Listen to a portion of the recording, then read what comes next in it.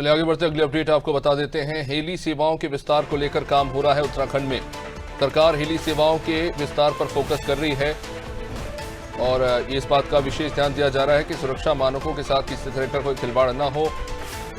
Heli सेवा उपलब्ध कराने वाली कंपनियों को भी इस मामले में हिदायत दी गई है। तो ऑपरेटर से खास तौर पर उन्हें कहा गया है कि सुरक्षा को लेकर किसी भी तरह की चूक नहीं होनी चाहिए। अभी हाल ही में एक हेलीकॉप्टर की घटना भी हुई थी उत्तराखंड में।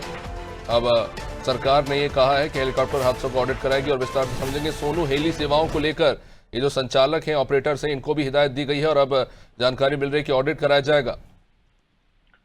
देखिए, बहुत महत्वपूर्ण है क्योंकि बड़ी संख्या में जब लोग बड़े मनोभाव के साथ खास तौर पर केदारनाथ और हेमकुंड साहिब में जब दर्शन करने के लिए पहुंचते हैं और ऐसे में एक और टिकटों को लेकर गड़बड़ झाला और दूसरी ओर मानकों का पालन नहीं करना, क्योंकि सरकार जो एक शासकीय व्यवस्था होती है उसके तहत तमाम जो जितने भी हेली कंपनियां हैं वो जो उत्तराखंड में सेवाएं दे रही हैं, और चूंकि आपदा के समय में जो ये हेली सेवाएं हैं ये कहीं ना कहीं एक देवदूत का भी काम करती हैं, चाहे उसमें सेना के हेलीकॉप्टर हो, चाहे राज्य सरकार के अधिकार क्षेत्र के हो या फिर केंद्र सरकार के। और इन सभी के साथ साथ ड्रोन कॉरिडोर पर भी सरकार कर रही है और इसके विस्तारीकरण पर लगातार फोकस कर रही है। जो सीमांत जनपद है, जो अंतर्राष्ट्रीय सीमाएं उत्तराखंड की हैं, उन क्षेत्रों के पर्यटन के लिहाज से भी और जरूरत के लिहाज से भी और आपदा जैसे हालात से निपटने के लिए, ऐसे में जहां अगर हम केदारनाथ की बात करें, केदारनाथ में और हेमकुंड साहिब में जो हेली सेवाएं चल रही हैं, अभी हाल ही में केदारनाथ धाम में भी एक हेली के इमरजेंसी लैंडिंग हेलीकॉप्टर की इमरजेंसी लैंडिंग का मामला सामने आया था और उसमें जो पायलट हैं वो घायल भी हुए थे। हालांकि जितने उसमें जो श्रद्धालु थे वो सुरक्षित रहे। इससे पहले भी एक मामला सामने आया था और डीजीसी ने इसकी जांच की।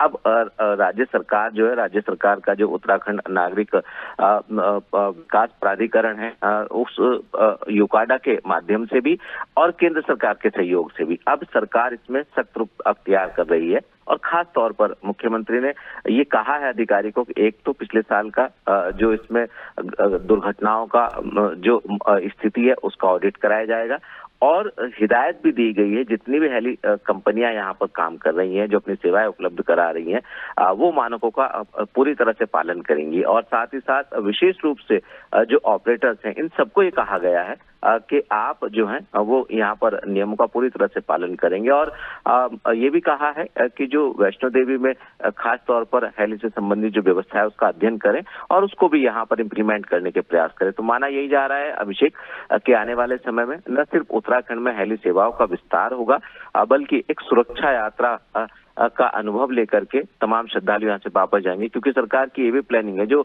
यमुनोत्री धाम है, यमुनोत्री धाम में भी हेली सेवाएं शुरू करने रही है और इसका ट्रायल भी हो चुका है। तो ऐसे में जहां आपदा के लिहाज से महत्वपूर्ण है, वहीं यात्रियों के लिहाज से भी हेली सेवाएं जो है खास तौर से हेमकुंड साहिब है, केदारनाथ धाम है और यमुनोत्री धाम की अब जो शुरुआत सरकार करने जा रही है ये बहुत महत्वपूर्ण है। और ऐसे में अब नियमों का पालन जो भी कंपनी हेली से संबंधित नहीं करेगी उस पर सख्त एक्शन भी लिया जाएगा।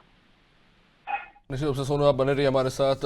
तो जरूरी सुरक्षात्मक कदम जो है राज्य सरकार के द्वारा उठाए जा रहे हैं ताकि हेली सेवाओं के दौरान किसी तरह के हादसों की स्थिति ना बने और सुरक्षा मानकों का महत्वपूर्ण रूप से ध्यान रखा जाए।